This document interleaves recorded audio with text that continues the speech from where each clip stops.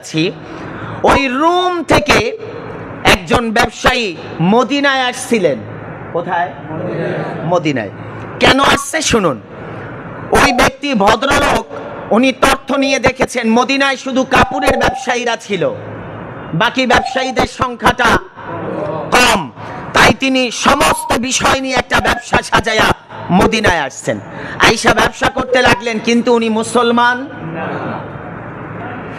এক মুসলমানের পাশে তিনি একটা দোকান দিলেন। আমি বুঝানোর জন্য উপমাটা দিচ্ছি, আপনারা যাতে বুঝতে পারেন ব্যবসা কি, কেন। দোকান যখন দিলেন, সন্ধ্যা ঘনিয়ে আসলো, কোনো কাস্টমার নাই, কিন্তু পাশের যে মদিনার সাহাবীর দোকান, তার দোকান থেকে অনেক বেচা কিনা হচ্ছে। এখন এই মদিনার সাহাবীর দোকানেও একই মাল, ওই ইহুদির দোকানেও একই মালই আছে, কিন্তু তার দোকানে কাস্টমার যায় না।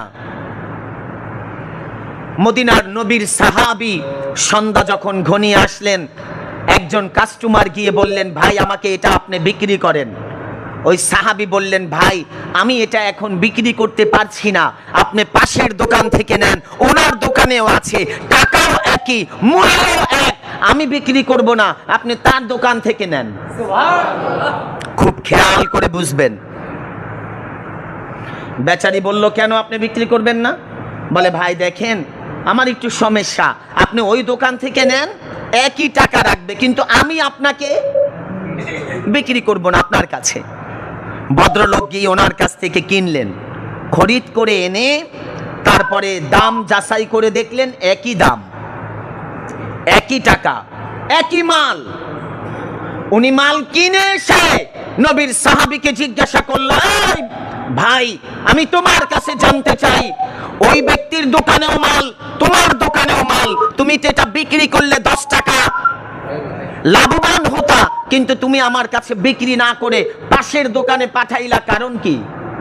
নবীর সাহাবী উত্তর দিল, ভাই সকাল থেকে আমি অনেক টাকা বিক্রি করেছি, কিন্তু এই ব্যক্তির দোকানে একটা কাস্টমারও যায় নাই, তার স্ত্রী সন্তান আছে, তাই আমি আমার একজন কাস্টমার তাকে ছেড়ে দিয়েছি, যাতে তিনি ব্যবসা করে তার স্ত্রী সন্তান নিয়ে দুমুঠো খাবার খেতে পারে। এই ঘটনা দেখে ওই রুমের পাশের ওই ব্যবসায়ী সঙ্গে সঙ্গে আইসা নবীর সাহাবীর কাছে বলল, তুমি এমন ব্যবসার নীতি কোথা থেকে শিখছো? বলে, আমাদের পেয়ারা রহমতের নবী শিক্ষা দিয়েছেন। বলে, যে মানুষের শিক্ষা এটা হয়, নিজের পেটে খাবার, পকেটে খাবার, এগুলো থাকাকালীনও নিজে না খেয়ে অন্যকে দান করে দেয়, এটা সাধারণ কোনো মানুষ হতে পারে না। চলো আমি আমার ব্যবসা বাণিজ্য সব নবীর কদমে কুরবান করে কালিমা পড়ে আজ মুসলমান হয়ে যেতে চাই। মুসলমান, এটা নবীর সাহাবীর আদর্শ। ব্যবসা সুন্নাত, বলেন আবার বলেন, ব্যবসা কি? সুন্নাত। ব্যবসার ভিতরে আল্লাহ তাআলা রিজিক বন্টন করে রেখেছেন কত ভাগ? বলেন বলেন কত ভাগ? কোন কোন মুফাসসিরিন 90 ভাগও বলছেন, কিন্তু কি হতে হবে? হালাল। বলেন কি হতে হবে? হালাল। হারাম ঢুকালে লাভবান হবেন, 100 কোটি টাকার মালিক হবেন, কিন্তু শেষকালে দেখবেন মূল্য নাই, কিচ্ছু নাই। প্রতিদিন 5 লাখ টাকা ইনকাম করেন, বাসায় আসলে দেখবেন এইটা নাই, সেইটা নাই, এটা অভাব, সেইটা অভাব, বরকতি হয় না। এটা কেন বলেন? আর হালালে যদি অল্প উপার্জিত হয়, বরকত দেন কে? আমরা বলি, আল্লাহ আমাদের সকলকে তুমি হালাল উপার্জনের তৌফিক দান করো, বলেন আমিন। সম্মানিত হাজিরিন, তাহলে হারাম সুদ, বলেন সুদ কি? আমরা খাবো? বলেন না। সুদ খাবো? বলেন না। ইনশাআল্লাহ আল্লাহ আমাদের সকলকে সুদ থেকে বেঁচে থাকার তৌফিক দান করুন। যে কথাটা বলছিলাম, যাকাত। তাহলে যাকাত দেওয়া হয় লাখে 2,500 টাকা। কত? 2,500। শতে 2.5 টাকা। আল্লাহ আপনাকে 1 লক্ষ টাকা দিছে, আপনি এখান থেকে 2,500 টাকা গরিব, অসহায়, এতিম, মিসকিন তাদেরকে দান করে দেন। এটা আপনার এই 1 লক্ষ টাকা আল্লাহ তাআলা পুত পবিত্র করে দিবেন। আর যদি 100 কোটি টাকার মালিক কিন্তু আপনি যাকাত দিলেন না, 2.5 কোটি টাকা যাকাত দিলেন না, আপনার 100 কোটি টাকার হালাল নাই, কি হয়ে যাবে?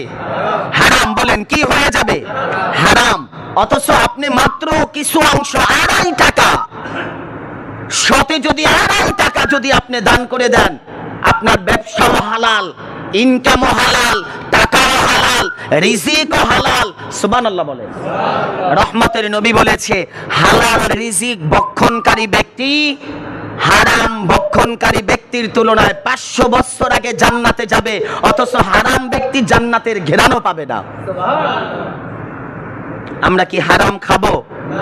বলেন ইনশাআল্লাহ বর্জন করব। আল্লাহ আমাকে সহ আপনাদের সকলকে তৌফিক দান করুন, বলুন আমিন। এবং মিথ্যা বলবেন না। বলেন বলেন বলেন বলেন। মিথ্যা কথা সমস্ত গুনাহের মায়ের নাম কি? রহমতের নবী বলেছেন, আল কিযবু উম্মুজ যুনুব। মিথ্যা কথা সমস্ত গুনার। বলেন, পৃথিবীতে যত গুনাহ হয় তার মূল উৎপত্তি কোথা থেকে? মিথ্যা কথা থেকে। আমাদের সমাজে এখন মিথ্যা আছে না নাই? কতটুক? বলেন কতটুক?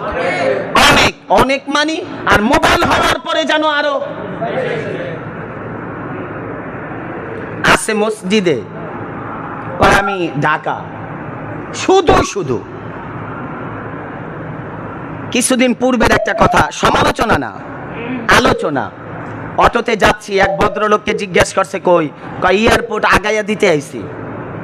আল্লাহি মসজিদে বসা, জালকুড়ি স্ট্যান্ড থেকে ভুইগড় যেতে পারি নাই, বিজেপি ক্যাম্পটার সামনে গেছি, এয়ারপোর্ট নাকি কারে আগাইতে গেছে।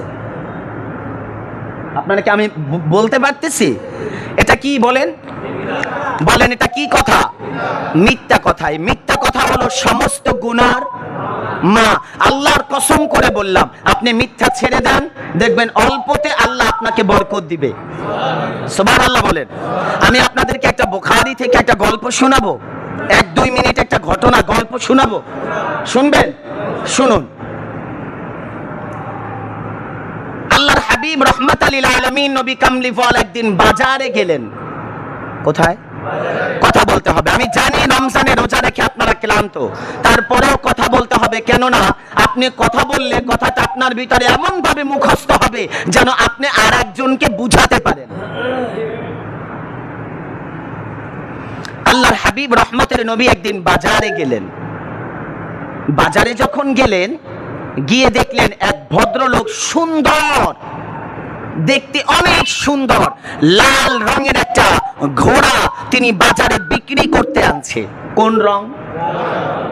আর আপনারা যারা মক্কা মদিনায় কেউ ছিলেন, আরব কান্ট্রিগুলোতে অথবা হজ ওমরায় গিয়েছেন, আপনারা জানবেন লাল উট আর লাল ঘোড়ার দাম বেশি। কথা বলে না। মক্কাতে তো আগে যার লাল উট থাকতো তিনি মক্কার শ্রেষ্ঠ ধনীদের একজন থাকতো, লাল উট। আর তখন তো ঘোড়া নিয়ে মানুষ ব্যবসা করত।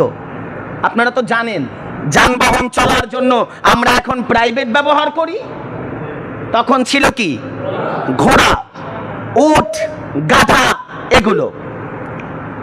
রহমতের নবী বাজারে গেলেন, গিয়ে ওই ইহুদি ব্যক্তির ঘোড়াটা দেখে নবী পছন্দ করলেন। দিল দিয়ে কথাটা বুঝবেন, অন্তরের ভিতরে ঢুকাবেন, আমলের নিয়ত করে শুনবেন, কাজে আসতে পারে। বুখারী শরীফ। আল্লাহর হাবিব রাহমাতাল লিল আলামিন নবী কামলিওয়ালা বাজারে গিয়ে ইহুদি ব্যক্তিকে জিজ্ঞাসা করলেন, ভাই ইহুদি, তুমি কি তোমার ঘোড়াটা বিক্রি করবা? ইহুদি জবাব দিলেন, হ্যাঁ আমি বিক্রি করব। কত টাকা? বলে এত টাকা। রহমতের নবী বললেন, তোমার ঘোড়াটা আমার অনেক পছন্দ হয়েছে, আমি তোমার ঘোড়াটা কিনতে চাই, কিন্তু সমস্যা হলো ওই যে তাকায় দেখো আমার বাড়ি, ওই যে তাকায় দেখো আমার বাড়ি, আমি যত টাকা এনেছি তোমার ঘোড়ার পরিমাণ দাম হবে না, তাই আমি তোমাকে বলি তুমি আমার পিছন ঘোড়াটা নিয়ে আসো, আমি তাড়াতাড়ি করে আমার বাড়িতে গিয়ে ঘোড়ার যতগুলি টাকা অতগুলি টাকা নিয়ে বের হয়ে তোমাকে দিয়ে দিব, বিনিময়ে তুমি আমাকে ঘোড়াটা দিয়ে দিবা। ইহুদি বলল ঠিক আছে। ইহুদি ঘোড়াটা নিয়ে রওনা। রহমতের নবী একটু আগে যায় কি আনার জন্য? কথা বলতে হবে। টাকা আনার জন্য একটু ফাস্ট আগে যাচ্ছেন, যাতে দ্রুত নিয়ে আসতে টাকাটা দিয়ে দিতে পারে। রহমতের নবী সামনের দিকে যখন কিছু দূর, ইন দি মিন টাইম 4-5 জন ব্যক্তির সাথে ইহুদি ঘোড়ার ব্যবসায়ীর সাথে দেখা রাস্তায়। কোথায়? রাস্তায়, পথিমধ্যে দেখা। ওই 5-6 জন ডেকে ইহুদিকে বললেন, ভাই তোমার ঘোড়াটা তো অনেক সুন্দর। বলে হ্যাঁ, তুমি কি তোমার ঘোড়াটা বিক্রি করবা? এই 5-6 জনে জানে না নবী তার ঘোড়া কিনেছে। নবী তো অনেক দূরে। ইহুদির কাছে 5 জন 6 জন যারা আসছে পথিক, তারা বলল, ভাই তোমার ঘোড়াটা কি বিক্রি করবা? ইহুদি বললেন হ্যাঁ বিক্রি করব। এটা আল্লাহু আকবার বলেন। ঘোড়া কি বিক্রি করছে কিনা?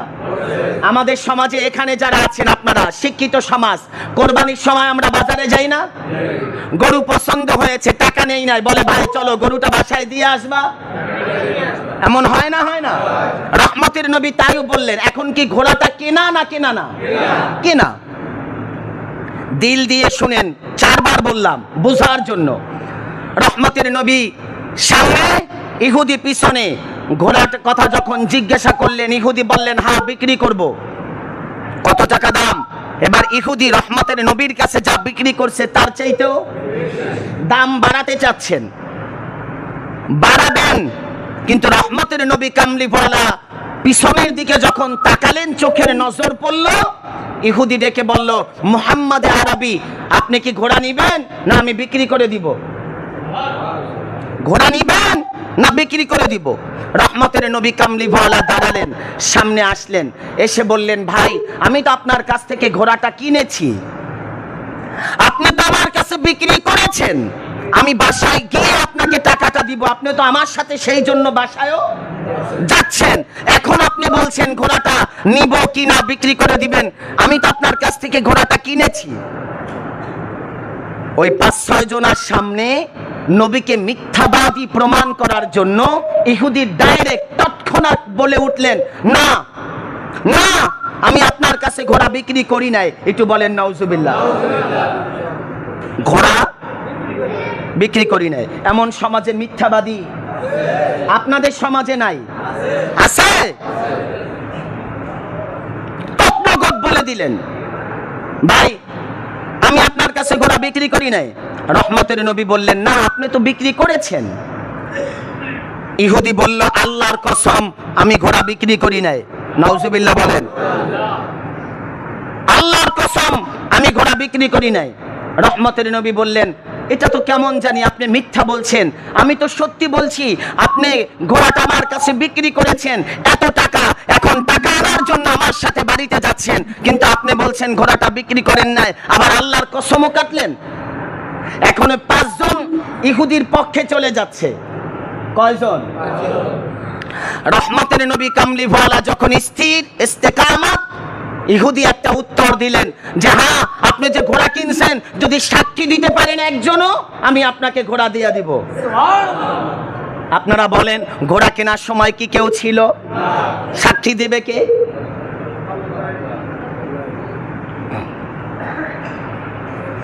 আল্লাহর হাবিব রাহমাতাল লিল আলামিন নবী কামলিওয়ালা দেখে বললেন, ইহুদি যুবক আমি তো তোমার সাথে মিথ্যা কথা বলতে পারবো না, তুমি আমার কাছ থেকে টাকা নিবে, আমি তোমার কাছ থেকে ঘোড়া নিব, এই বিনিময়ে কথাবার্তা হয়ে তুমি বাড়ির দিকে যাচ্ছ, অথচ বলছো তুমি আমার কাছে ঘোড়া বিক্রি করো না, এখন আবার সাক্ষী চাও, আমি এই জায়গায় সাক্ষী পাইবো কোথায়? ইন দি মিন টাইম তাকায়া দেখে রহমতের নবীর একজন সাহাবী হযরতে খুযাইমা রাদিয়াল্লাহু তাআলা রাস্তার অনেক দূর থেকে যায়, ইহুদির কথা শুনে ওই খুযাইমা রাদিয়াল্লাহু রাদিয়াল্লাহু তাআলা একটা দৌড় দিয়া রহমতের নবীর কিনারায় আয়েশা বললেন, ফাশাহিদতু ইয়া রাসূলুল্লাহ ইয়া হাবিবাল্লাহ, আল্লাহর কসম আমি সাক্ষী দিয়ে বললাম আপনি ঘোড়াটা কিনেছেন। সুবহানাল্লাহ। ঘোড়া সাহাবী কি দেখেছেন? বুখারীতে এসেছে রহমতের নবী কামলিওয়ালা কিছুই বললেন না, চুপ। ইহুদি চুপ। রহমতের নবী বললেন, ও খুজামা, তুমি তো আমাকে এই ঘোড়াটা কেনার জন্য টাকা দিতেও দেখো নাই, কিনতেও দেখো নাই, তাহলে তুমি কি করে বললাম আমি ঘোড়াটা কিনেছি? খুজামা ডেকে বলে, ইয়া রাসূলুল্লাহ ইয়া হাবিবাল্লাহ, আপনার 63 বছরের জীবনে কোনোদিন আপনাকে মিথ্যা কথা বলতে দেখি নাই। আল্লাহর কসম আপনার কথা শুনে কাফের থেকে মুসলিম হয়েছি, আল্লাহকে না দেখে বিশ্বাস করেছি, জান্নাত জাহান্নাম না দেখে বিশ্বাস করেছি, আল্লাহর উপরে, ফেরেশতার উপরে, কিতাবের উপরে, নবী রাসূলদের উপরে ঈমান এনেছি। আপনার কথায়, যে রহমতের নবীর কথায় আল্লাহকে না দেখে বিশ্বাস করা যায়, ওই রহমতের নবী কখনো একটা ঘোড়ার জন্য মিথ্যা কথা বলতে পারে না। তাই আমি সাক্ষী দিয়ে দিয়েছি আপনি ঘোড়াটা কিনেছেন। সঙ্গে সঙ্গে ইহুদি রেখে বলে, ও মুহাম্মদ আরবি, মুসলমানদের নবী, বুঝতে পারলাম আপনার সাহাবীরা আপনাকে কতটুকু ভালোবাসে। আর বিলম্ব নয়, আমি আপনাকে পরীক্ষা করার জন্য এটা একটা চক্রান্ত করেছিলাম, নাটক সাজিয়েছিলাম, কিন্তু রহমতের নবী আমি তো ফেল করে ফেললাম। আমি লক্ষ্য করে দেখলাম যে হ্যাঁ আপনি সত্যবাদী নবী, আপনার সাহাবী আপনাকে না দেখার পরেও যদি সাক্ষী দিতে পারে, আমিও আল্লাহকে না দেখে আপনার সততার কারণে সাক্ষী দিলাম, আশহাদু আল্লাহ ইলাহা ইল্লাল্লাহ, আমি কালিমা পড়ে এখনই মুসলমান হতে চাই, আমাকে কালিমা পড়ায়া মুসলমান বানায় দাও। বলেন সত্য কথার দাম আছে না নাই? কতটুকু? বাবা, সত্য কথাই হলো মানুষের জয়, মিথ্যা কথাই হলো মানুষের ক্ষয়। বলেন সত্য কথা কি? মানুষের জয়, মিথ্যা কথা। আমাদের গ্রাম্য ভাষায় মানুষ বলে, এক মিথ্যা কথা ঢাকতে আরো নাকি 100 মিথ্যা কথা বলতে হয়। আপনারা এই কথা শোনেন নাই? মিথ্যা কথা কয়টা? একটা ঢাকতে গিয়ে আরো 100 মিথ্যা বলতে হয়। আর সত্য কথা এমন হিম্মত নাই, শক্তি নাই, শক্তিহীন মানুষকে সাহস যোগায়া দেয়। সুবহানাল্লাহ বলেন। আমরা কি সত্য বলবো? বলেন ইনশাআল্লাহ। হাত তুলে ওয়াদা করার দরকার নাই, বলেন ইনশাআল্লাহ। মিথ্যা কথা বলবো, একদিনে তো আর পারবো না, আস্তে আস্তে ছেড়ে দেই। আজকের থেকেই আস্তে আস্তে মিথ্যা কথা ছেড়ে দেই। বলেন আমিন, বলেন আমিন। সম্মানিত হাজিরিন, যাকাত যেটা বলছিলাম, যাকাত, নামাজ, হজ, রোজা, যাকাত, এগুলো ফরজ ইবাদত। এগুলো কি? ফরজ। আল্লাহ তাআলা কোরআনে 82 জায়গায় নামাজের কথা বলছে, 82 জায়গায় যাকাতের কথা একত্রে বলছেন, আলাদা করেন নাই। তার মানে যাকাতের গুরুত্ব বুঝিয়েছেন। নামাজ সাথে সাথে যাকাত, যাকাত দিতে হবে, যাকাত দিতে হবে।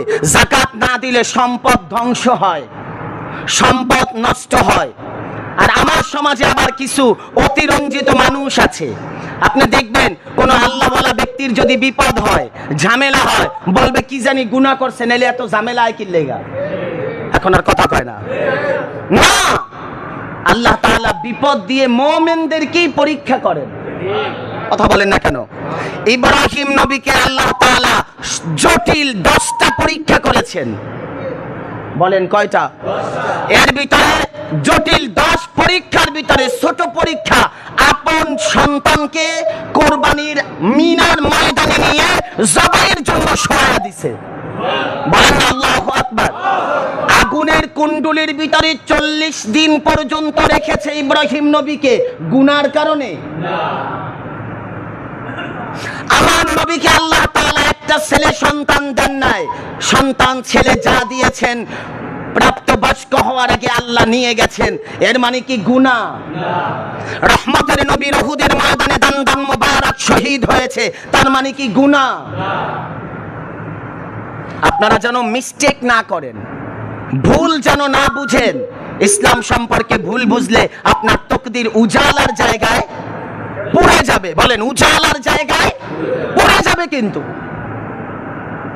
সমাজের মানুষ কতটা জ্ঞানী হতে পারে, তারা মানুষদেরকে নিয়ে ঠাট্টা মজাক করে, বলে অমুক ব্যক্তি তো আল্লাহ বলা, তাইলে তার জ্বর হইব কি লেগা, অসুস্থ হবে কেন?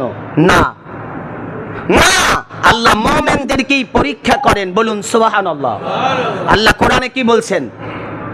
ইয়া আইয়ুহাল্লাযীনা আমানুস্তাঈনু বিস-সাবরি ওয়াস-সালাহ ইন্নাল্লাহা মা'আস-সাবিরিন। এই মুমিন, এই ঈমানদার, যারা ঈমানদার, বিস-সাবরি ওয়াস-সালাহ, তারা নামাজের মাধ্যমে ধৈর্য ধরে। একটু বলেন, কিসের মাধ্যমে? সালাত, নামাজের মাধ্যমে তারা ধৈর্য ধরে। এরপর আল্লাহ বলছে ইন্নাল্লাহা মা'আস-সাবিরিন, আমি কিন্তু নামাজি ব্যক্তির সাথে নাই। একটু শব্দটা খটকা লাগবে আপনাদের অনেকের কাছে। আল্লাহ বলছেন ইয়া আইয়ুহাল্লাযীনা আমানুস্তাঈনু বিস-সাবরি ওয়াস-সালাহ, যারা ধৈর্যের সাথে নামাজ পড়ে। কারা? ঈমানদার। কিসের সাথে? ধৈর্যের সাথে নামাজ পড়ে। ইন্নাল্লাহা মা'আস-সাবিরিন, আল্লাহ পরের শব্দটা বলছে আমি কিন্তু ওই ধৈর্যশীল যে নামাজি, আমি আল্লাহ তার সাথে নাই। তো আল্লাহ তাহলে আপনি কার সাথে আছেন? আল্লাহ বলে ইন্নাল্লাহা মা'আস-সাবিরিন, যারা সব সময় ধৈর্য ধরে আমি আল্লাহ তাদের সাথে থাকি। তাহলে ধৈর্য, সবর, এটা মুমিনদের জন্য, এটা কখনো মুনাফিকদের জন্য হতে পারে না। মুমিনদের জন্য পরীক্ষা। আপনি বলবেন হুজুর খালি আল্লাহ আমারই দেখে, না, এটা ভুল। আপনি যদি বলেন ঈমানে নষ্ট হয়ে যাওয়ার সম্ভাবনা থাকবে, আপনাকে বলতে হবে রব আমার দিকে নজর আছে দেখেই তো আমাকে বারবার বেছে নেয়। আপনারা কথা বলছেন না কেন? এখানে বুঝানোর জন্য, এখানে একটা ফুল বাগান, সবচাইতে যেই ফুলটা পচা, আপনি তো ওই ফুলটাই তুলবেন। এই কথা বলেন, কেন? কোনটা তুলবেন? বুঝা বললেন, কেন ভালোটা তুলবেন? বলে এটা দেখতে শুনতে সুন্দর, পছন্দ হয় কোনটা? বেশি দূরে গেলাম না, ফুল বাগান এখানে নাই, শর্টকাট। ঈদের মার্কেটে গেলে পুরান জামাটা কিনেন না ভালো? কথা কয় না? ভালোটা, সুন্দরটা। বাবা, আল্লাহ কিন্তু ওই বান্দাকেই পছন্দ করে, পরীক্ষা করে, যাকে আল্লাহ বেশি পছন্দ করে তাকে পরীক্ষাটাও বেশি করে। আমাদের তো ধৈর্যের পিঠ অলে থেকে গেছে। পিঠ অলে থেকে গেলেও সামনের দিকে যদি আপনার ইখলাস আর আন্তরিকতা, আল্লাহর উপরে তাওয়াক্কুল হয়, কসম করে বলছি আল্লাহ আপনাকে সেকেন্ডের ভিতরে সাহায্য করবেন। সুবহানাল্লাহ। আমি আপনাদেরকে একটা উপমা দিচ্ছি, একটা।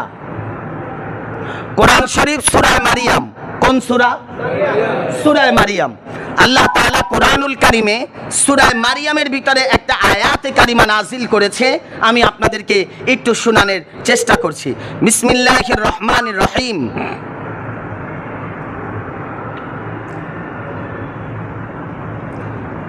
কাফ হা ইয়া আইন সাদ।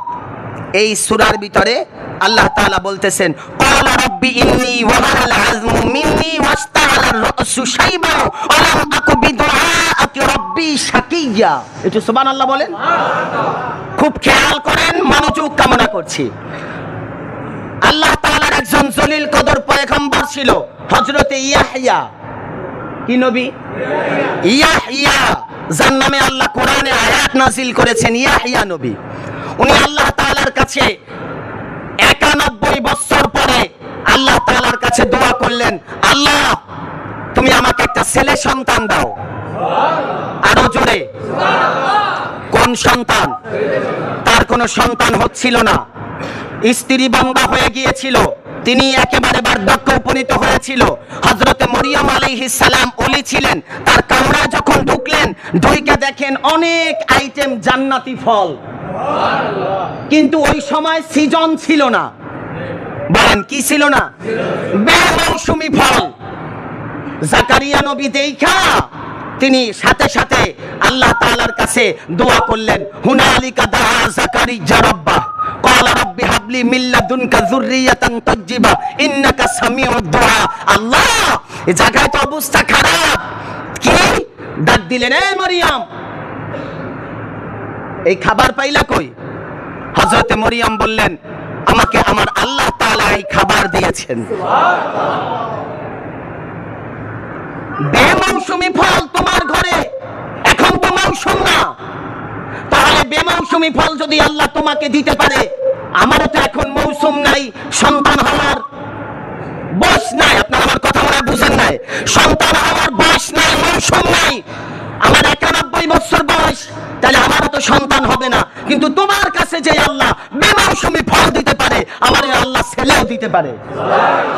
তিনি সাথে সাথে দুয়ার দরখাস্ত ঘোরায়া দিলেন। কি করলেন? ক্বালা রাব্বি ইন্নী ওয়াহানাল আযম। এই তাকান, এদিকে তাকান।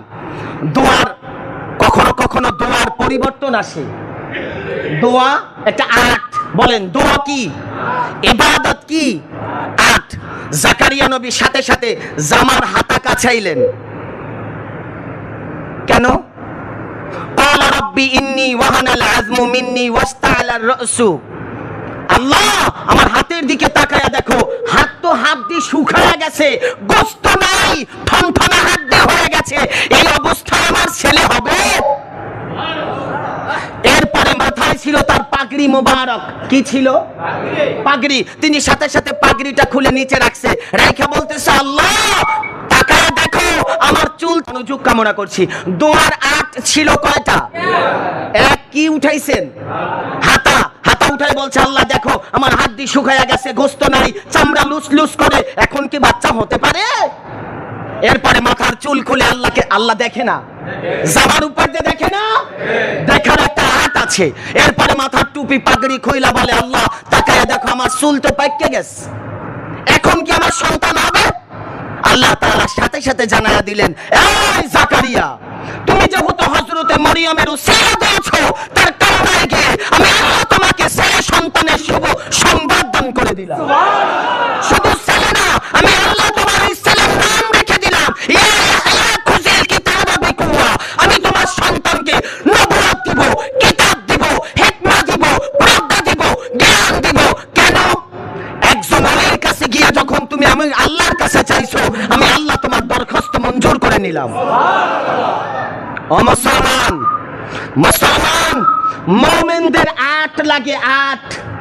আল্লাহ তাআলার পক্ষ থেকে পরীক্ষা হলো একটা আট। সুবহানাল্লাহ বলেন। আল্লাহ পরীক্ষা করেন কাদেরকে? বলেন কাদেরকে? যদি তা না হয়, ফেরাউন 400 বছর রাজত্ব করছে, জীবনে কোনোদিন ঠান্ডা কাশিও হয়? ক্লিয়ার বুঝতে পারছেন? আল্লাহ আমাদের সকলকে সঠিক বুঝ দান করুন। আমি আপনাদেরকে একটা মেসেজ দিতে চাই। আজ শুক্রবার, রমজানুল মুবারক 30টা হলে আগামী শুক্রবারও আমরা ইনশাআল্লাহ পাবো। আর যদি 29টা হয়, তাহলে আজকেই জুমাতুল বিদা, আর পাবো না। আমি শুধু আপনাদের কাছে একটা মেসেজ দিতে চাই।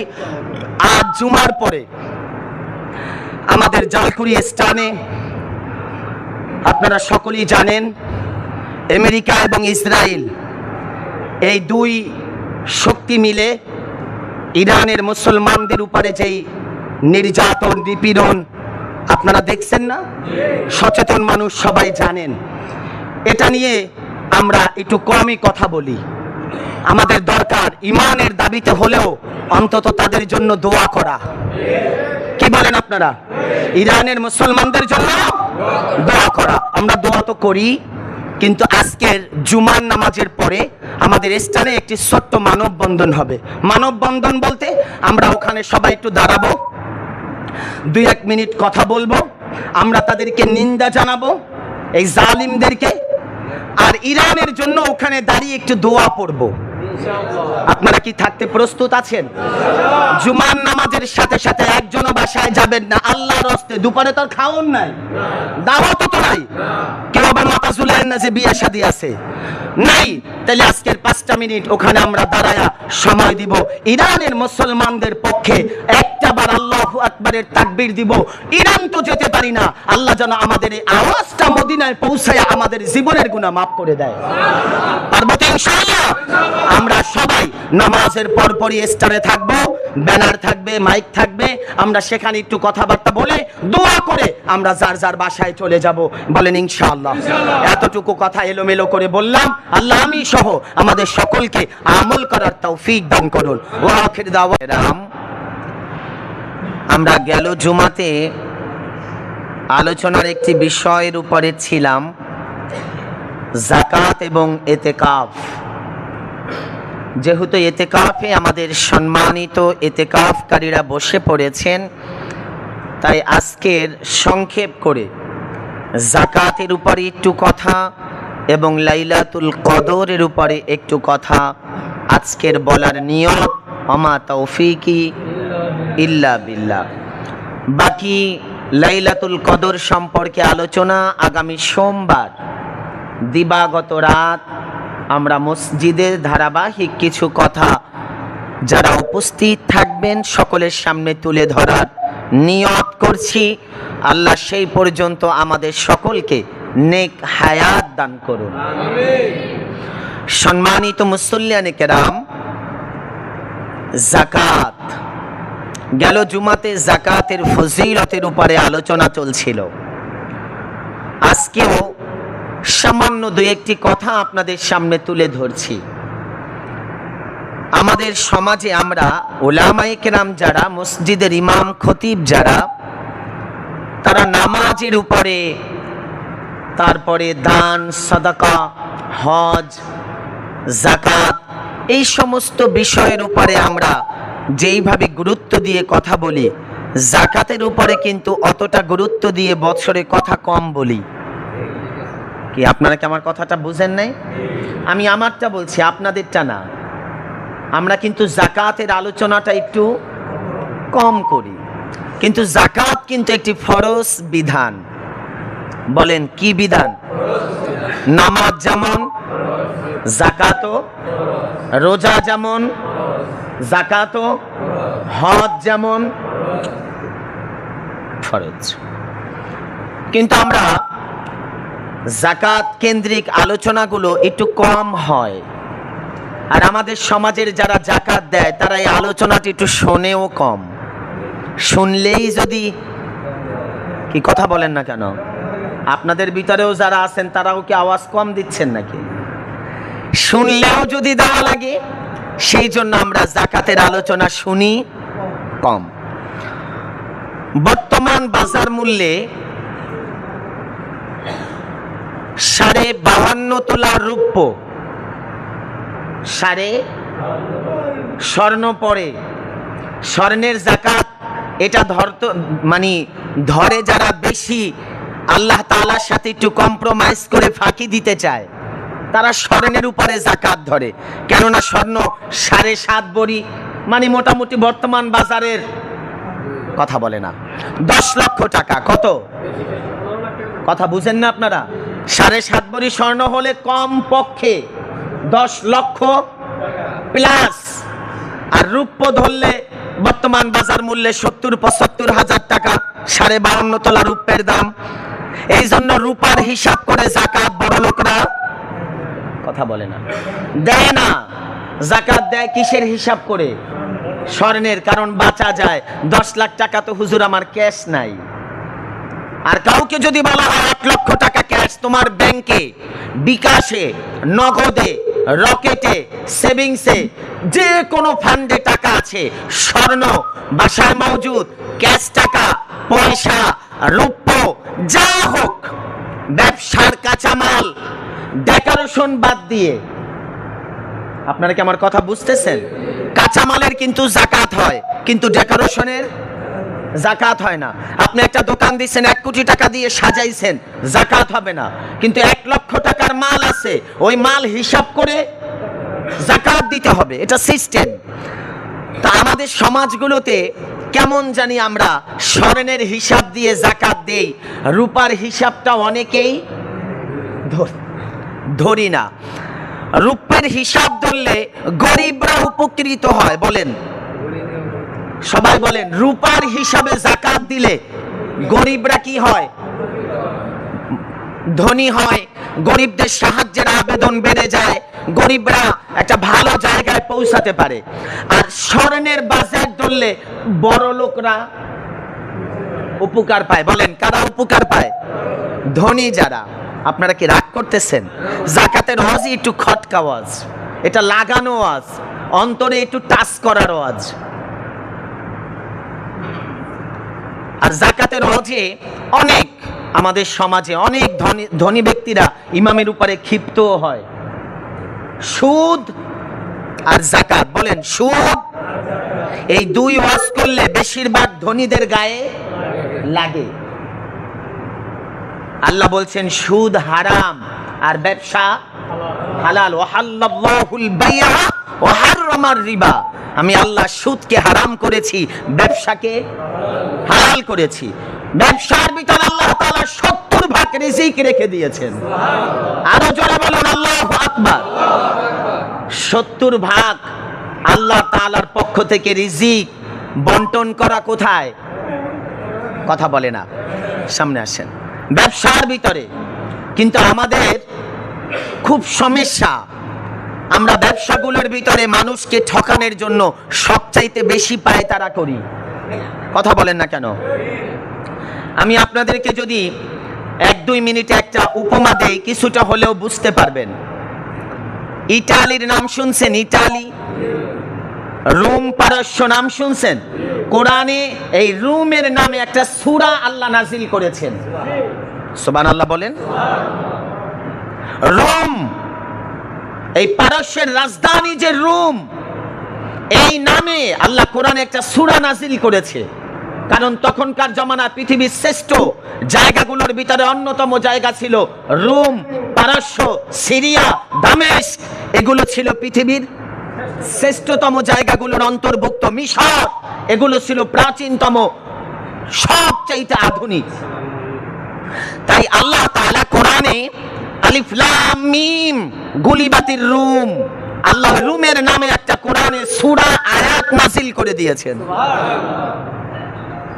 আমি আপনাদেরকে যে কথাটা বোঝাতে চাচ্ছি, ওই রুম থেকে একজন ব্যবসায়ী মদিনায় আসছিলেন। কোথায়?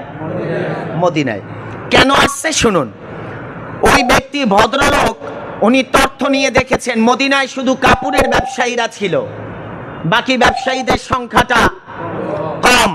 তাই তিনি সমস্ত বিষয় নিয়ে একটা ব্যবসা সাজায়া মদিনায় আসছেন। আইসা ব্যবসা করতে লাগলেন, কিন্তু উনি মুসলমান।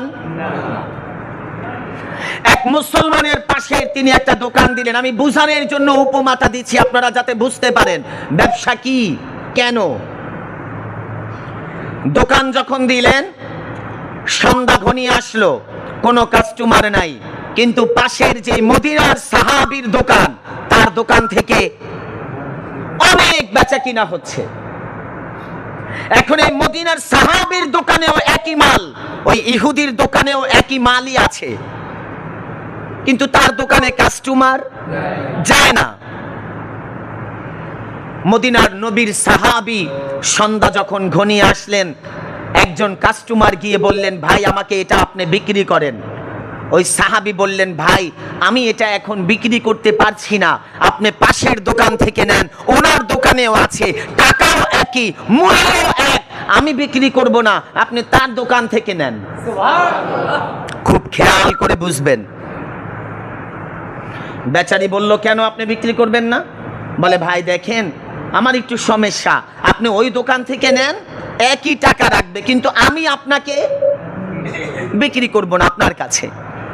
ভদ্রলোক গিয়ে ওনার কাছ থেকে কিনলেন, খরিদ করে এনে তারপরে দাম যাচাই করে দেখলেন একই দাম, একই টাকা, একই মাল। উনি মাল কিনে এসে নবীর সাহাবীকে জিজ্ঞাসা করলেন, ভাই আমি তোমার কাছে জানতে চাই, ওই ব্যক্তির দোকানেও মাল, তোমার দোকানেও মাল, তুমি তুমি তো এটা বিক্রি করলে 10 টাকা লাভবান হতা, কিন্তু তুমি আমার কাছে বিক্রি না করে পাশের দোকানে পাঠাইলা, কারণ কি? নবীর সাহাবী উত্তর দিল, ভাই সকাল থেকে আমি অনেক টাকা বিক্রি করেছি, কিন্তু এই ব্যক্তির দোকানে একটা কাস্টমারও যায় নাই, তার স্ত্রী সন্তান আছে, তাই আমি আমার একজন কাস্টমার তাকে ছেড়ে দিয়েছি যাতে তিনি ব্যবসা করে তার স্ত্রী সন্তান নিয়ে দুমুঠো খাবার খেতে পারে।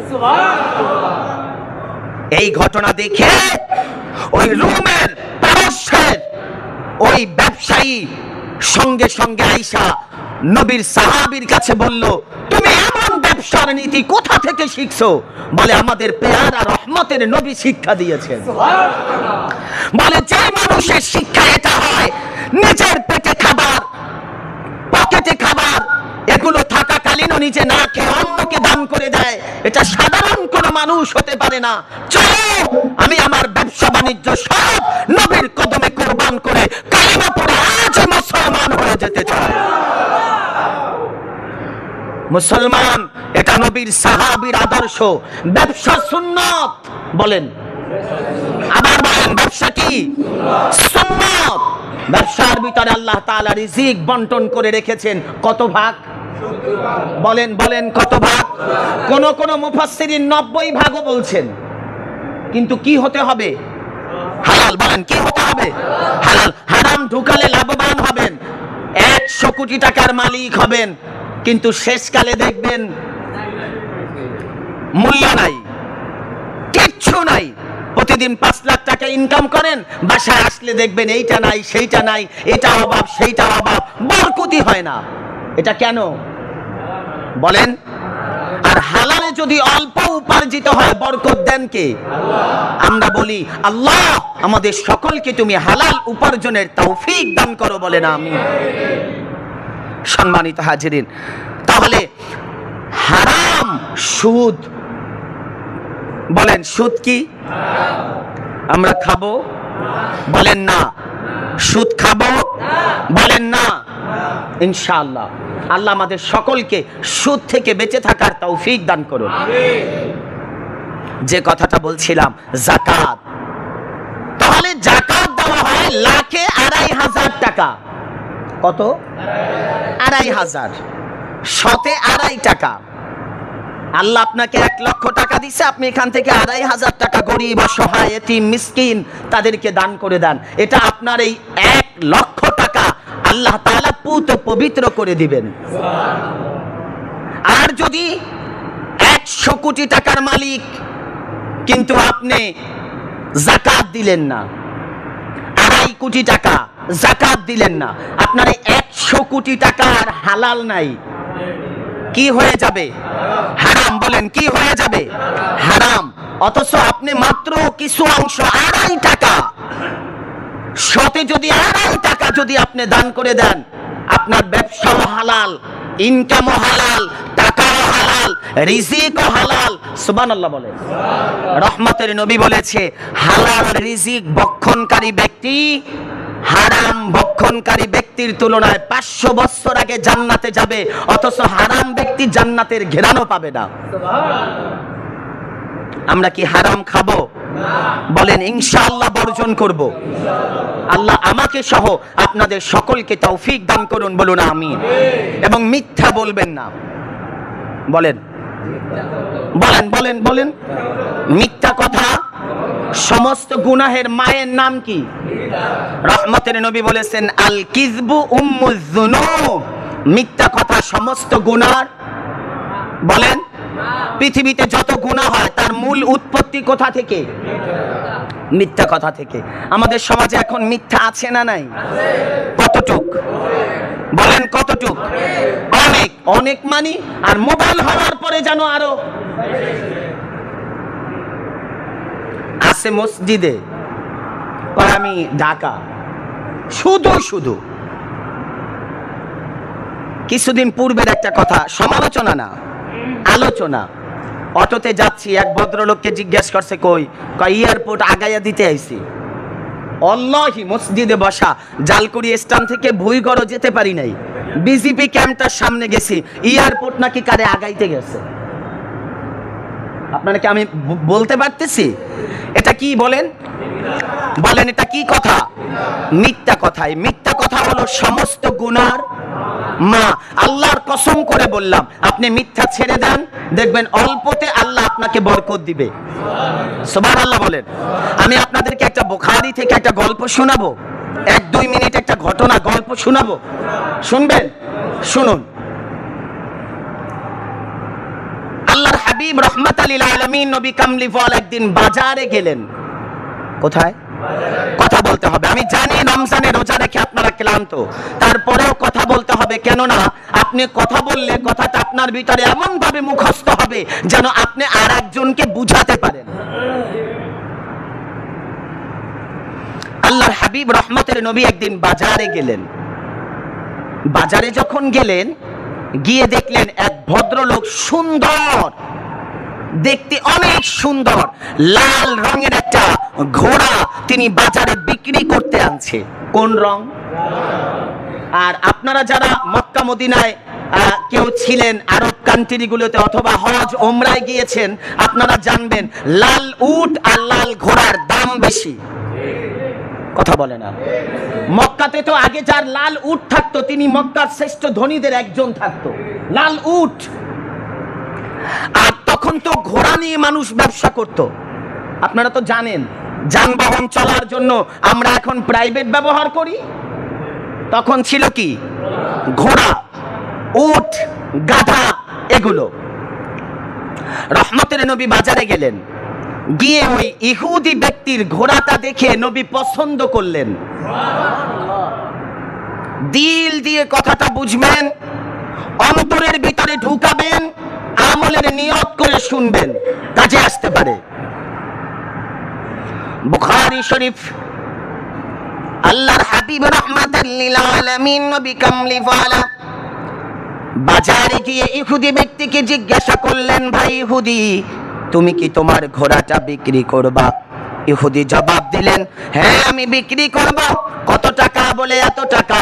রহমতের নবী বললেন, তোমার ঘোড়াটা আমার অনেক পছন্দ হয়েছে, আমি তোমার ঘোড়াটা কিনতে চাই, কিন্তু সমস্যা হলো ওই যে তাকায় দেখো আমার বাড়ি, ওই যে তাকায় দেখো আমার বাড়ি, আমি যত টাকা এনেছি তোমার ঘোড়ার পরিমাণ দাম হবে না। তাই আমি তোমাকে বলি, তুমি আমার পিছন ঘোড়াটা নিয়ে আসো, আমি তাড়াতাড়ি করে আমার বাড়িতে গিয়ে ঘোড়ার যতগুলি টাকা অতগুলি টাকা নিয়ে বের হয়ে তোমাকে দিয়ে দিব, বিনিময়ে তুমি আমাকে ঘোড়াটা দিয়ে দিবা। ইহুদি বলল, ঠিক আছে। ইহুদি ঘোড়াটা নিয়ে রওনা। রহমতের নবী একটু আগে যায়, কি আনার জন্য? কথা বলতে হবে। টাকা আনার জন্য একটু ফাস্ট আগে যাচ্ছেন, যাতে দ্রুত নিয়ে আসতে টাকাটা দিয়ে দিতে পারে। রহমতের নবী সামনের দিকে যখন কিছু দূর, ইন দি মিন টাইম 4-5 জন ব্যক্তির সাথে ইহুদি ঘোড়ার ব্যবসায়ীর সাথে দেখা রাস্তায়। কোথায়? রাস্তায়, পথিমধ্যে দেখা। ওই 5-6 জন ডেকে ইহুদিকে বললেন, ভাই তোমার ঘোড়াটা তো অনেক সুন্দর। বলে, হ্যাঁ, তুমি কি তোমার ঘোড়াটা বিক্রি করবা? এই 5-6 জনে জানে না নবী তার ঘোড়া কিনেছে, নবী তো অনেক দূরে। ইহুদির কাছে 5 জন 6 জন যারা আসছে পথিক, তারা বলল, ভাই তোমার ঘোড়াটা কি বিক্রি করবা? ইহুদি বললেন, হ্যাঁ বিক্রি করব। এটা আল্লাহু আকবার বলেন। ঘোড়া কি বিক্রি করছে কিনা? আমাদের সমাজে এখানে যারা আছেন আপনারা শিক্ষিত সমাজ, কোরবানির সময় আমরা বাজারে যাই না? গরু পছন্দ হয়েছে, টাকা নেই নাই, বলে ভাই চলো গরুটা বাসায় দিয়ে আসবা। এমন হয় না? হয় না? রহমতের নবী তাইও বললেন, এখন কি ঘোড়াটা কেনা না কেনা না? কেনা। দিল দিয়ে শুনেন, 4 বার বললাম বুঝার জন্য। রহমতের নবী সামনে, ইহুদি পিছনে। ঘোড়ার কথা যখন জিজ্ঞাসা করলেন, ইহুদি বললেন, হ্যাঁ বিক্রি করব। কত টাকা দাম? এবার ইহুদি রহমতের নবীর কাছে যা বিক্রি করছে তার চাইতেও দাম বাড়াতে চাচ্ছেন। বাড়াবেন, কিন্তু রহমতের নবী কামলিওয়ালা পিছনের দিকে যখন তাকালেন, চোখের নজর পড়ল, ইহুদি ডেকে বলল, মুহাম্মদ আরবি, আপনি কি ঘোড়া নিবেন না আমি বিক্রি করে দিব? ঘোড়া নিবেন না বিক্রি করে দিব? রহমতের নবী কামলিওয়ালা দাঁড়ালেন, সামনে আসলেন, এসে বললেন, ভাই আমি তো আপনার কাছ থেকে ঘোড়াটা কিনেছি, আপনি তো আমার কাছে বিক্রি করেছেন, আমি বাসায় গিয়ে আপনাকে টাকাটা দিব, আপনি তো আমার সাথে সেই জন্য বাসায়ও যাচ্ছেন, এখন আপনি বলছেন ঘোড়াটা নিব কিনা বিক্রি করে দিবেন, আমি তো আপনার কাছ থেকে ঘোড়াটা কিনেছি। ওই 5-6 জনের সামনে নবীকে মিথ্যাবাদী প্রমাণ করার জন্য ইহুদি ডাইরেক্ট তৎক্ষণাৎ বলে উঠলেন, না না, আমি আপনার কাছে ঘোড়া বিক্রি করি নাই। একটু বলেন নাউজুবিল্লাহ। ঘোড়া বিক্রি করি নাই। এমন সমাজে মিথ্যাবাদী আপনাদের সমাজে নাই? আছে? তৎনগত বলে দিলেন, ভাই আমি আপনার কাছে ঘোড়া বিক্রি করি নাই। রহমতের নবী বললেন, না আপনি তো বিক্রি করেছেন। ইহুদি বলল, আল্লাহর কসম আমি ঘোড়া বিক্রি করি নাই। নাউজুবিল্লাহ বলেন। আল্লাহর কসম আমি ঘোড়া বিক্রি করি নাই। রহমতের নবী বললেন, এটা তো কেমন জানি আপনি মিথ্যা বলছেন, আমি তো সত্যি বলছি, আপনি ঘোড়াটা আমার কাছে বিক্রি করেছেন এত টাকা, এখন টাকা আনার জন্য আমার সাথে বাড়িতে যাচ্ছেন, কিন্তু আপনি বলছেন ঘোড়াটা বিক্রি করেন নাই, আবার আল্লাহর কসমও কাটলেন। এখন 5 জন ইহুদির পক্ষে চলে যাচ্ছে। কয়জন? রহমতের নবী কামলিওয়ালা যখন স্থির ইস্তেকামত, ইহুদি একটা উত্তর দিলেন যে হ্যাঁ আপনি যে ঘোড়া কিনছেন যদি সাক্ষী দিতে পারেন একজনও, আমি আপনাকে ঘোড়া দিয়ে দিব। আপনারা বলেন ঘোড়া কেনার সময় কি কেউ ছিল? সাক্ষী দেবে কে?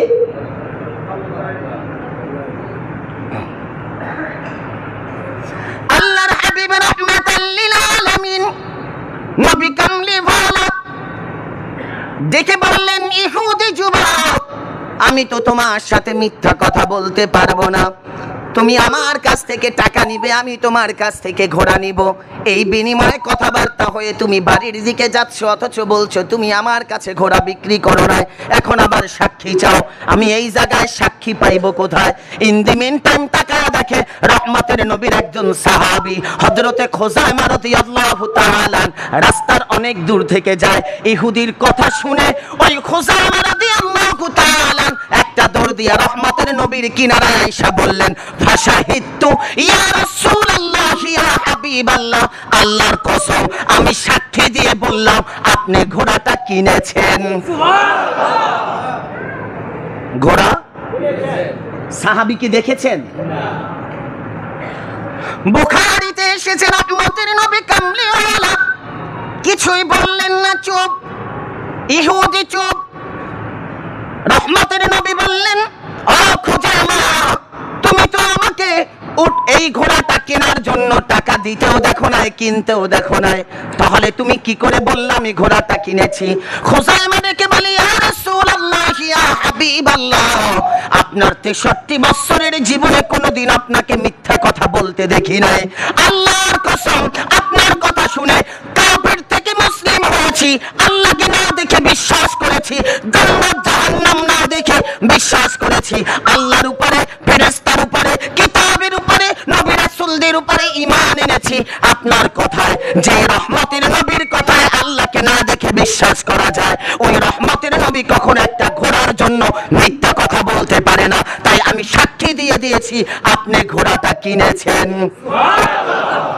সঙ্গে সঙ্গে ইহুদি রেখে বলে, ও মুহাম্মদ আরবি, মুসলমানদের নবী, বুঝতে পারলাম আপনার সাহাবীরা আপনাকে কতটুকু ভালোবাসে, আর বিলম্ব নয়, আমি আপনাকে পরীক্ষা করার জন্য এটা একটা চক্রান্ত করেছিলাম, নাটক সাজিয়েছিলাম, কিন্তু রহমতের নবী আমি তো ফেল করে ফেললাম, আমি লক্ষ্য করে দেখলাম যে হ্যাঁ আপনি সত্যবাদী নবী, আপনার সাহাবী আপনাকে না দেখার পরেও যদি সাক্ষী দিতে পারে, আমিও আল্লাহকে না দেখে আপনার সততার কারণে সাক্ষী দিলাম, আশহাদু আল্লা ইলাহা ইল্লাল্লাহ, আমি কালিমা পড়ে এখনই মুসলমান হতে চাই, আমাকে কালিমা পড়ায়া মুসলমান বানায় দাও। বলেন সত্য কথার দাম আছে না নাই? কতটুক? কতটুকু? বাবা, সত্য কথাই হলো মানুষের জয়, মিথ্যা কথাই হলো মানুষের ক্ষয়। বলেন সত্য কথা কি? মানুষের জয়। মিথ্যা কথা। আমাদের গ্রাম্য ভাষায় মানুষ বলে এক মিথ্যা কথা ঢাকতে আরো নাকি 100 মিথ্যা কথা বলতে হয়। আপনারা এই কথা শোনেন নাই? মিথ্যা কথা কয়টা? একটা ঢাকতে গিয়ে আরো 100 মিথ্যা বলতে হয়। আর সত্য কথায় এমন হিম্মত নাই, শক্তি নাই, শক্তিহীন মানুষকে সাহস যোগায়া দেয়। সুবহানাল্লাহ বলেন। আমরা কি সত্য বলবো? বলেন ইনশাআল্লাহ। হাত তুলে ওয়াদা করার দরকার নাই, বলেন ইনশাআল্লাহ। মিথ্যা কথা বলবো, একদিনে তো আর পারবো না, আস্তে আস্তে ছেড়ে দেই। আজকের থেকেই আস্তে আস্তে মিথ্যা কথা ছেড়ে দেই। বলেন আমিন, বলেন আমিন। সম্মানিত হাজিরিন, যাকাত যেটা বলছিলাম, যাকাত, নামাজ, হজ, রোজা, যাকাত এগুলো ফরজ ইবাদত। এগুলো কি? ফরজ। আল্লাহ তাআলা কোরআনে 82 জায়গায় নামাজের কথা বলছে, 82 জায়গায় যাকাতের কথা একত্রে বলছেন, আলাদা করেন নাই। তার মানে যাকাতের গুরুত্ব বুঝিয়েছেন। নামাজ সাথে সাথে যাকাত, যাকাত দিতে হবে, যাকাত দিতে হবে। যাকাত না দিলে সম্পদ ধ্বংস হয়, সম্পদ নষ্ট হয়। আর আমার সমাজে আবার কিছু অতিরঞ্জিত মানুষ আছে। আপনি দেখবেন কোন আল্লাহওয়ালা ব্যক্তির যদি বিপদ হয়, ঝামেলা হয়, বলবে কি জানি গুনাহ করছেন, এলে এত ঝামেলায় কি লেগা। এখন আর কথা কয় না। না, আল্লাহ তাআলা বিপদ দিয়ে মুমিনদেরকেই পরীক্ষা করেন। কথা বলেন না কেন? ইব্রাহিম নবীকে আল্লাহ তাআলা জটিল 10টা পরীক্ষা করেছেন। বলেন কয়টা? এর ভিতরে জটিল 10 পরীক্ষার ভিতরে ছোট পরীক্ষা, আপন সন্তানকে কোরবানির মিনার ময়দানে নিয়ে জবাইয়ের জন্য সহায় দিছে। বলেন আল্লাহু আকবার। আগুনের কুণ্ডুলির ভিতরে 40 দিন পর্যন্ত রেখেছে ইব্রাহিম নবীকে, গুনার কারণে না। আমার নবীকে আল্লাহ তাআলা একটা ছেলে সন্তান দেন নাই, সন্তান ছেলে যা দিয়েছেন প্রাপ্তবয়স্ক হওয়ার আগে আল্লাহ নিয়ে গেছেন। এর মানে কি গুনাহ? না। রহমতের নবী উহুদের ময়দানে দান মোবারক শহীদ হয়েছে, তার মানে কি গুনাহ? না। আপনারা যেন মিস্টেক না করেন, ভুল যেন না বুঝেন। ইসলাম সম্পর্কে ভুল বুঝলে আপনার তকদির উজালার জায়গায় পড়ে যাবে। বলেন উজালার জায়গায় পড়ে যাবে। কিন্তু সমাজের মানুষ কতটা জ্ঞানী হতে পারে, তারা মানুষদেরকে নিয়ে ঠাট্টা মজাক করে, বলে অমুক ব্যক্তি তো আল্লাহ বলা, তাইলে তার জ্বর হইব কি লেগা, অসুস্থ হবে কেন? না না, আল্লাহ মুমিনদেরকেই পরীক্ষা করেন। বলুন সুবহানাল্লাহ। আল্লাহ কোরআনে কি বলছেন? ইয়া আইয়ুহাল্লাযীনা আমানুস্তাঈনু বিস-সাবরি ওয়াস-সালাহ ইন্নাল্লাহা মা'আস-সাবিরিন। এই মুমিন, এই ঈমানদার, যারা ঈমানদার, বিস-সাবরি ওয়াস-সালাহ, তারা নামাজের মাধ্যমে ধৈর্য ধরে। একটু বলেন কিসের মাধ্যমে? সালাত, নামাজের মাধ্যমে তারা ধৈর্য ধরে। এরপর আল্লাহ বলছে ইন্নাল্লাহা মা'আস-সাবিরিন, আমি কিন্তু নামাজি ব্যক্তির সাথে নাই। একটু শব্দটা খটকা লাগবে আপনাদের অনেকের কাছে। আল্লাহ বলছেন ইয়া আইয়ুহাল্লাযীনা আমানুস্তাঈনু বিস-সাবরি ওয়াস-সালাহ, যারা ধৈর্যের সাথে নামাজ পড়ে। কারা? ঈমানদার। কিসের সাথে? ধৈর্যের সাথে নামাজ পড়ে। ইন্নাল্লাহা মা'আস-সাবিরিন, আল্লাহ পরের শব্দটা বলছে আমি কিন্তু ওই ধৈর্যশীল যে নামাজি, আমি আল্লাহ তার সাথে নাই। তো আল্লাহ তাহলে আপনি কার সাথে আছেন? আল্লাহ বলে ইন্নাল্লাহা মা'আস-সাবিরিন, যারা সব সময় ধৈর্য ধরে আমি আল্লাহ তাদের সাথে থাকি। তাহলে ধৈর্য, সবর, এটা মুমিনদের জন্য, এটা কখনো মুনাফিকদের জন্য হতে পারে না। মুমিনদের জন্য পরীক্ষা। আপনি বলবেন হুজুর খালি আল্লাহ আমারই দেখে, না, এটা ভুল। আপনি যদি বলেন ইমানে নষ্ট হয়ে যাওয়ার সম্ভাবনা থাকবে। আপনাকে বলতে হবে, রব আমার দিকে নজর আছে দেখেই তো আমাকে বারবার বেছে নেয়। আপনারা কথা বলছেন না কেন? এখানে বুঝানোর জন্য, এখানে একটা ফুল বাগান, সবচাইতে যেই ফুলটা পচা, আপনি তো ওই ফুলটাই তুলবেন। এই কথা বলেন কেন? কোনটা তুলবেন? বুঝা বললেন কেন ভালোটা তুলবেন? বলে এটা দেখতে শুনতে সুন্দর, পছন্দ হয় কোনটা? বেশি দূরে গেলাম না, ফুল বাগান এখানে নাই, শর্টকাট। ঈদের মার্কেটে গেলে পুরান জামাটা কিনেন না ভালো? কথা কয় না? ভালোটা, সুন্দরটা।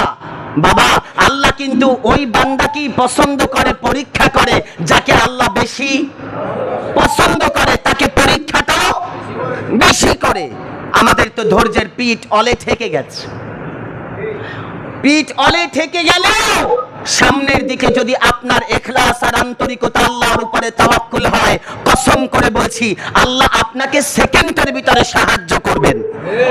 সুবহানাল্লাহ বলেন। আমি আপনাদেরকে একটা উপমা দিচ্ছি, একটা। কোরআন শরীফ সূরা মারিয়াম। কোন সূরা? সূরা মারিয়াম। আল্লাহ তাআলা কোরআনুল কারিমে সূরা মারিয়ামের ভিতরে একটা আয়াতে কারিমা নাজিল করেছে, আমি আপনাদেরকে একটু শোনানোর চেষ্টা করছি। বিসমিল্লাহির রহমানির রহিম।